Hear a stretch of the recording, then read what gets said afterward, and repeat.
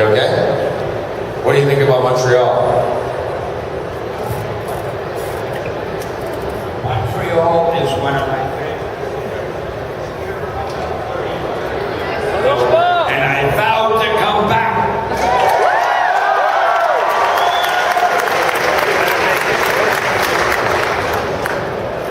Mike, I'm going to ask Stan what he thinks about the fact when you look around at everything that's come from those original comics. I want to know, I asked him, I said, when you look at everything that has come from those original comics that you created back in the 60s, going back, still creating to this day, what do you think? I think I was pretty lucky that they sold the way they did. No, it's really amazing.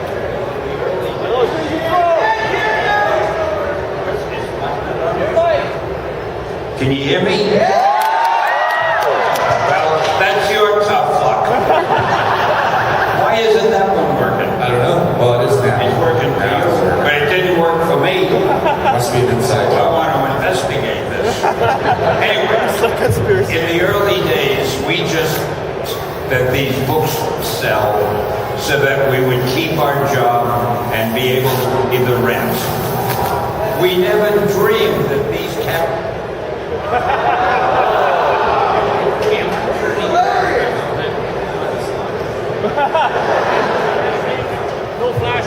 We never dreamed that these characters would one day be in the movies, on television, wherever you looked. In fact, I'll tell you another funny thing. It's funny to me, it may just be true to you. When we started with these conventions years ago, all you'd see when you came was a lot of kids. Occasionally there'd be a grown-up because the kid was too young to come by himself. Now, all you see are grown-ups with an occasional kid because he didn't have a babysitter. Everything is reversed. That's because comic books are cool. Cool, they're frozen. It's so cool they're frozen. I know that you have been starring in some movies as well. You have guest appearances in some of these movies in the last little while. How does that feel to be in these movies? Wait, is this thing on? I like the way he said, I've been starring. If you blink your eye, you'll miss me.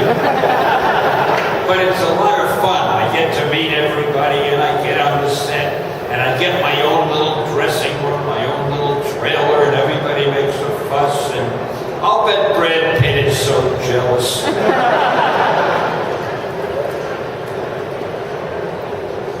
Stan recently finished filming his cameo role in the Avengers movie, which is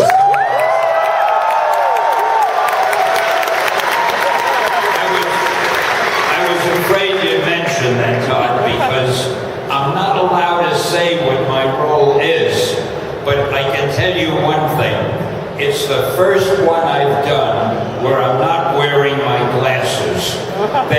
The director asked me to take my glasses off because he said one of the floodlights or the spotlights was hitting the glass and it was causing a glare and it would be better if I took them off. I said to him, well, why don't you get new floodlights and change the whole set and do everything over? But you know how directors are. Well, I'm not wearing my glasses, but I'll tell you this.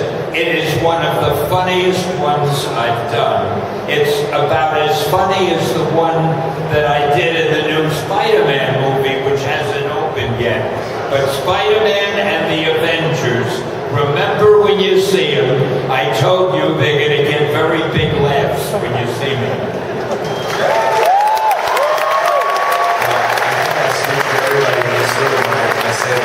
We're very excited about the Avengers movie.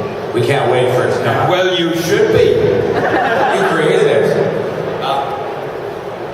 Let me ask you, before we open it up to questions, which we're going to do in just a second, how is it that you have so much energy and you're still creating comic books, you're still involved in comic books, you're still doing a bunch of things. Where do you get the energy from? You think this is energy? You should have seen me years ago. I'd be hopping all over the stage. I wouldn't give you a chance to get a word in edgewise. I don't know. No, I like what I do, and I think when you like what you do, it keeps you going.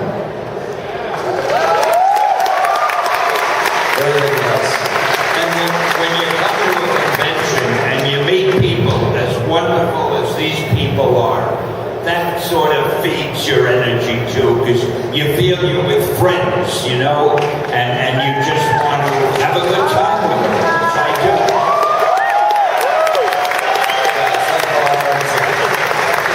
What about the future of comic books? Where do you think things are going to go in the future? Do you think we're still going to have these pulp and paper comic books, or is it all going to go digital? What's going to happen? Well, I'm going to answer that, but before I answer, I want you to know that I am no more of a prophet than anybody else. My opinion is just my opinion, but I think there'll always be comic books, because there is something nice about having that little book and turning the pages and showing it to a friend, and then you kind of fold it in half and put it in your pocket and you carry it around. You keep them at home and you pile them up and you have your little collection of them and you brag to everybody that you have more Spider-Man than he has, or whatever it is. Certainly there will be comics that you'll be reading on your television, on your computer, on your iPhone, on your iPad, on ways that we haven't even thought of yet, because every day there's a new invention. We are coming into, a real electronic age, and everything is changing, and your phone is becoming your whole life. You communicate with it, you read with it, you do everything with it. So things will change, and comics may never sell as many as they did as comic books, but the characters will be all over. They'll be on the internet, in the movies, on television, on DVDs, on video games, and you'll see more of them than ever, which means you'll see more of my cameos than ever. I don't know why DC Comics hasn't given me any cameo. In the business they would do. Nobody would believe it. Everybody would go just to see it. They're missing something. You can let them know.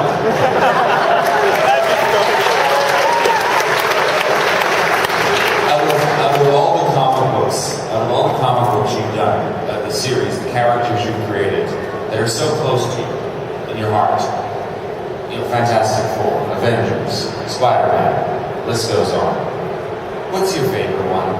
What character resonates the most with you? Like, which one do you really have a connection to? I had written a character called Willie Lumpkin. Oh, yes, of course.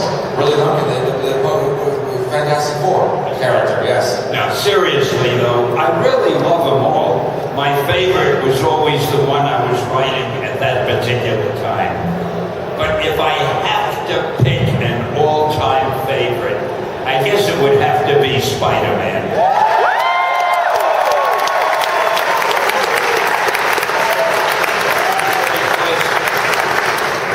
He's really so much like me. He's powerful and intelligent. and such a nice guy that you'd want to be with. And see, nobody knows that I have a secret idea. You also, I'm not allowed to say what it is, of course, but Spidey and I have a lot in common. You know, I got one more question, and we're going to open it up to wrap. We're opening it up. What if they ask tough questions? Well, I'll leave it to you. Yeah, they'll be gentle. One of the great things about Marvel Comics is the idea that it takes real, you know, the characters are flawed. They are real people going through real situations, and they don't always have all the answers, and they're not always invulnerable, invincible, all that kind of stuff. This is one of the things that you started when you took over, right from the very beginning. You made sure that all of these characters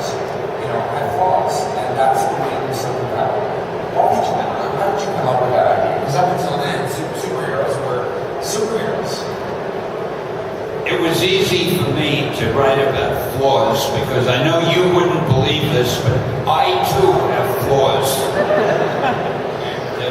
I used to get tired of reading the other superheroes because they were perfect and they had no personal problems. Their only problem was, will they be able to catch the bad guy in time to save the city? And I wanted to know, well, what do they do when they're not in costume? What about their love life? How do they all those things? So I thought it would be fun to write about characters that, besides their superhero identity, they had a regular life too, and what would that life be like? It seemed like a natural thing to do. Of course, I didn't realize at the time it was a stroke of genius.